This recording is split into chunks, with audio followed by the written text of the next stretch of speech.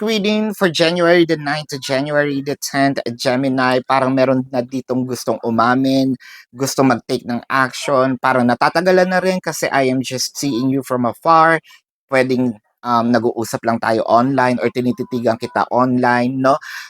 Hindi naman ito yung parang obsession na nakakatakot. It's more of gusto kong magkaroon na ng connection sa'yo. Gusto kong nakakausap na kita in person or nakakasama na kita in person, nagkakaroon tayo ng time together. No, we have the Page of Cups, the Ace of Cups, and the World card.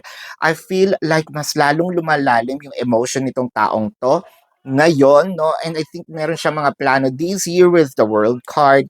Something is about to change and going to change in a positive way kasi with the Page of Cups in here, meron din ditong kung dati 'no, parang sumasakay lang ako sa relationship na ito or connection na ito or situationship na ito, ngayon meron na akong nararamdaman. And it felt like gusto ko na rin somewhat bigyan ng chance or magseryoso dito sa relationship. So prepare yourself for, I think that pwede nating sabihin na another page 'no, ng iyong romantic life, Gemini, for January the 9th to January the 10th.